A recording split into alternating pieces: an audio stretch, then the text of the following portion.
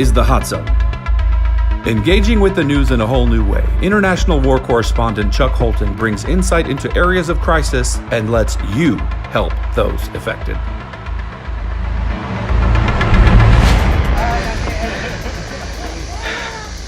I'm walking up this trail to the only place near Bajo Chiquito that has cell phone service.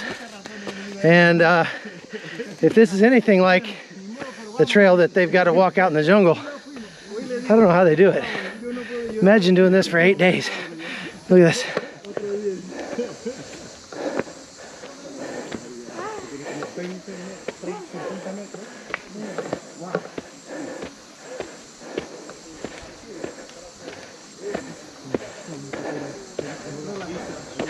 I should have just flown the drone up here instead. Here's Bajo Chiquito. This is Bajo Chiquito, the end of the trail, or the beginning, depending on how you look at it. I'm up here on the hill overlooking the town. This is the one place where you can get cell phone coverage, they say, around here. So there's a group of people up here checking their email. My buddies are from Egypt. When did you leave Egypt? 1 year ago. 1 year, 3 months. 6 months. 3 months. 1 year, 3 months. And where did you go? Egypt to Brazil? Ecuador. And then Ecuador, Colombia, Darien to here. Whew. That's a long journey. Was it expensive? Yeah? How much for your plane, your airfare? Very expensive. Yeah. Did you pay for it, or your family? Your family pay? Who paid? You paid. You're a rich man. Not anymore. Now you spent it all. Finish. Very good. Oh, okay. Well, congratulations. You made it to Bajo Chiquito. You can just stay here. Yeah, stay here. It's beautiful. You can find a nice fat woman and have a wife. No fat wife for you. Okay. I'm don't care about wife now. You're gonna think about a wife? Not now. Not now. In the future. When I have good future. Oh yeah. Eventually. Where do you want to go to Mexico? Or you want to go to Guatemala? Or United States or Canada or where? Anywhere more good. This is more good? No. No, yeah, that's true. No work. But you're a handsome man? You're handsome? Me? Yeah, you're handsome. Yeah, you work with the ladies. I'm not handsome. Oh yes, very handsome. But we have For the ladies in America, you're very handsome. so I will Yeah. go to America. You not so handsome. No, I can't. No, I'm kidding. You handsome too. Bien, este año mucho, mami.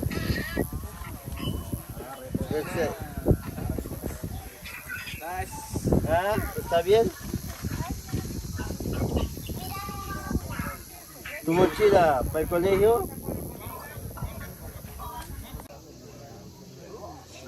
I'm on a hilltop overlooking Bajo Chiquito. This is the one place in the village where you can get cell service.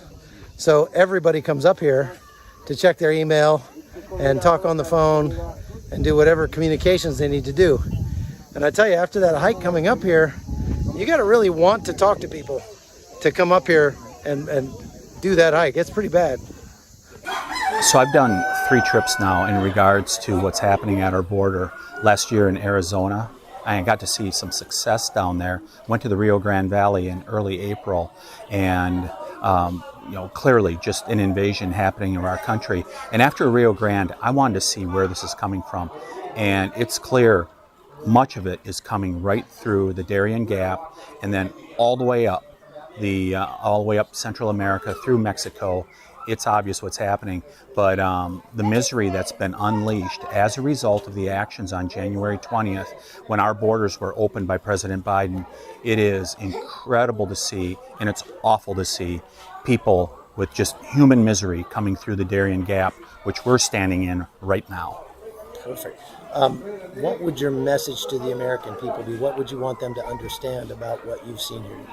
Well, the reason I went both to the Rio Grande and now down to Panama is I wanted to see it for myself, to see if it was as bad as what was being represented. When I went to the Rio Grande, it was clearly worse. I mean, you see the human misery. You see people dying on this proverbial trail of tears.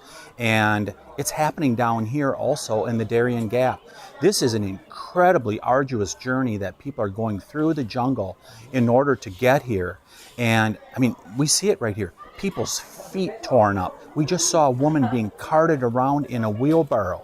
It is awful what is going on, and there's no reason for it. It can be stopped if the Biden administration would just say, okay, we're going to reverse what we did back on January 20th. We're going to secure the border once again, because that's what's unleashed this. And it's overwhelmed this community of Bajo Chiquito that we're in right now. They have a population of almost 500 people. They've had over 1,000 migrants at a time that have been going through here. And it's completely disrupted this community, and there's no reason for it. It happened because of what happened on January 20th when this invasion was unleashed on America, and it's having an effect all the way down the pipeline into Central America here.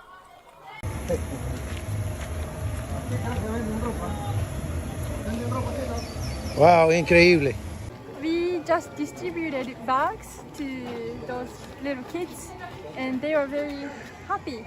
And we also heard stories about what is happening here to this village, and their life has been changed since those migrants started to come this village.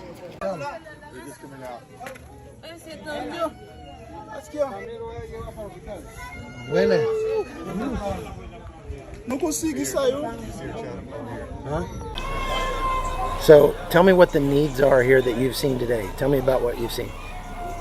The needs are, you can't say it in one sentence. It's unbelievable, actually. I'm in shock. I live in Panama, and I had no idea, like most people in Panama, that this was even going on. Everyone's coming out injured out of the jungle. Everyone is limping. Their feet are an absolute bloody mess. They have no money, they have no food, they have no hope.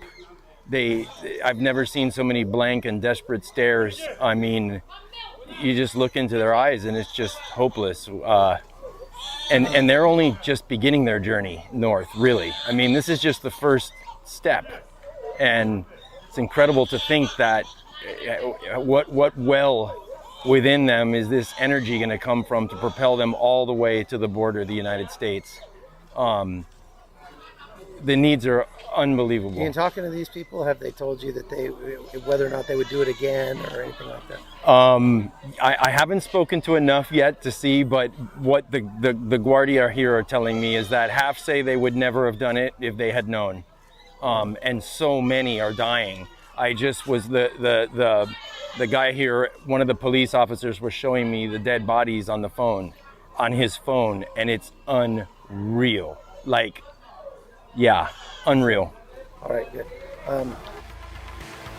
The Hot Zone is produced by Amy Holton and Livefire Media. Copyright 2021.